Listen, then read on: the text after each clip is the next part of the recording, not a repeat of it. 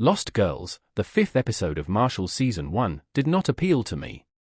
The way they handled a crucial plot regarding missing Native women and girls made it almost unpleasant. Kayce's and Miles' outbursts were the episode's defining feature rather than the victims.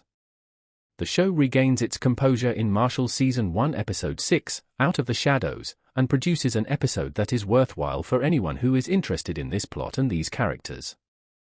And aside from involving the rest of the crew, dialing back Kayce and Miles, according to the guidelines of action-oriented procedural television, they actually didn't do anything different. Miles briefly punches Kayce when he's already down, but once Ava makes it apparent what's at stake, everyone concentrates. This is the arc to quickly eliminate scumbags and spare the victims from further misery, not to take joy in unleashing hell on them.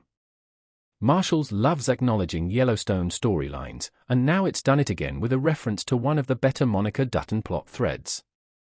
The show wasted no time killing off Monica in the worst way possible before the events of its first episode even played out.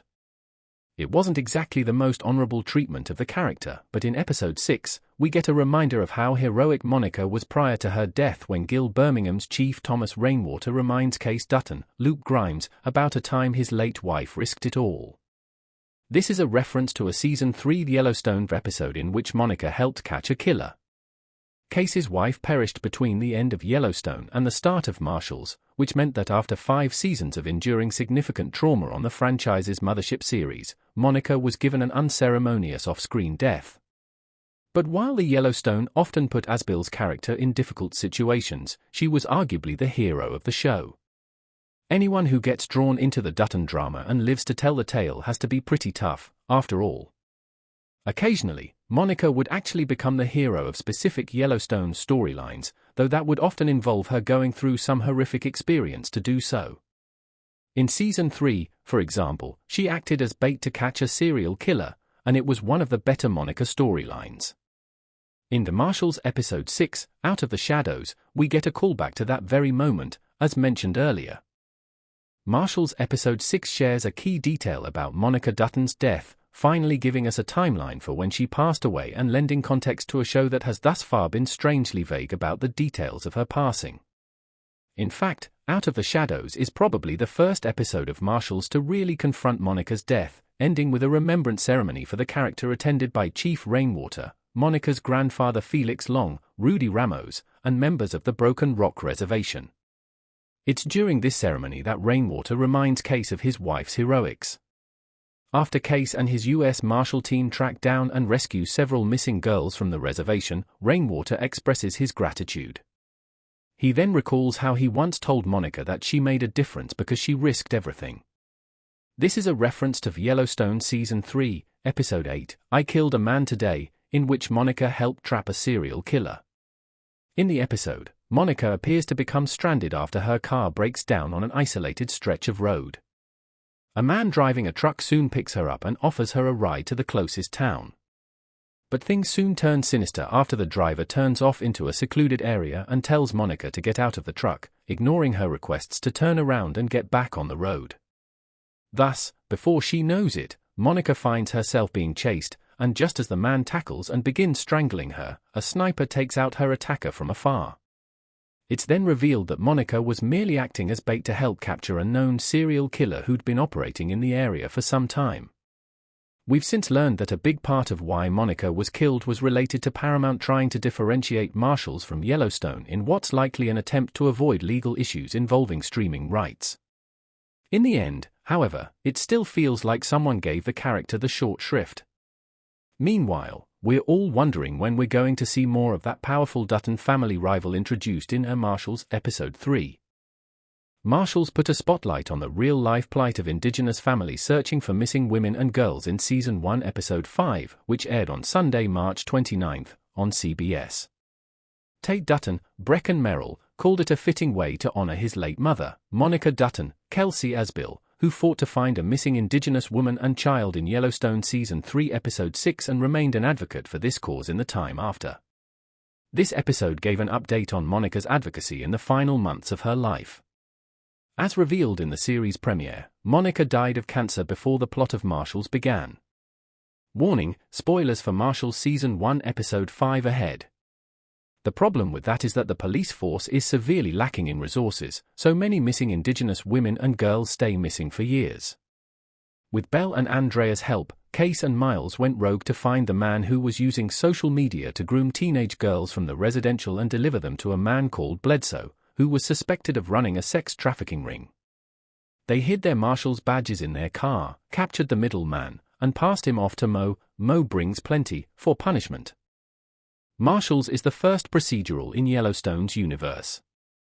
And for 3 episodes, it has evaded every procedural trap that makes many of them feel underwhelming when the formula is the same. The conflict here is less about the case and more about Kayce's position on the team. Marshal Gifford has made it clear that Kayce is a ticking time bomb, and when he explodes, he'll take down everyone with him. His return reinforces this thesis as he goes after Kayce hard, so much so that it feels like he is being irrational. On the one hand, one can see where he's coming from because the Dutton family history speaks for itself: abuse of office, abuse of power, and several other questionable things that have happened over the past several years. Gifford speaks to the rational part of me that doesn't regard Kayce as the perfect protagonist. Sure, I like the guy, but he's not exactly Ted Lasso. He has lacked direction his entire life, picking up causes here and there that make him feel fulfilled for a little while before he inevitably realizes he was being manipulated. Gifford is right to be skeptical, but unfortunately, he's too little too late. Miles is still furious with Kayce for letting Haley go and has been putting off notifying the mother of one of the other missing girls, Ava, after the team discovered last week that Ava had been killed. Cal insists that he and Miles make the notification today while Belle and Andrea work on getting back on the trail of the girls after their raid of the camper they believed the girls to be transported in came up dry last week. With the girls returned to their families, this week's theme of closure comes full circle as Kayce and Tate, later followed by the team, head to Broken Rock for the memorial ceremony. Miles is greeted warmly by many members of the tribe, seemingly putting to bed his concerns that he's unwelcome on the reservation, and Ava's mom thanks him for allowing her to finally begin grieving.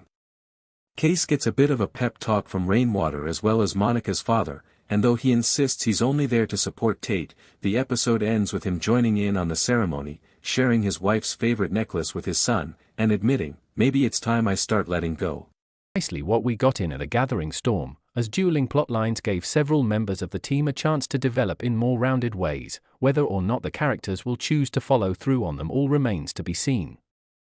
Here's what you missed on this week's episode. The primary plot of this week was divided among 2 cases. On one side, Harry, the head of the Marshals office, tasks most of the team with an investigation into one of their own, Kayce, of course. It seems that Clegg, the potential seasoned big bad who was introduced last week, has filed a complaint with the Department of Justice saying that his son was actually unarmed when Kayce shot him in episode 3. As such, Kayce is benched. This will last approximately 30 seconds, while Andrea leads Belle and Miles in their own investigation of the shooting to try and get out in front of the DOJ inquiry. The team feels openly conflicted about this, with Belle and Miles clearly on Kayce's side, while Andrea is in the awkward position of having to choose her loyalties. Harry wants her to dig up some reason to kick Kayce off of the team before the DOJ uncovers any Dutton family skeletons, not quite going so far as telling her to manufacture evidence, but implying heavily that her ability to get rid of Kayce could result in her much hoped-for transfer back to her old team in DC. There's, frankly, a lot of runaround in this plotline as the team tries variously to track down any motive Kayce would have to kill Clegg's son. Clegg threatens to go to the press. An old Yellowstone plotline involving Tate's kidnapping is discussed, and Harry attempts to railroad Kayce on some very thin evidence, all of which I'm just going to hand-wave away for the moment as it ends up feeling like much ado about nothing.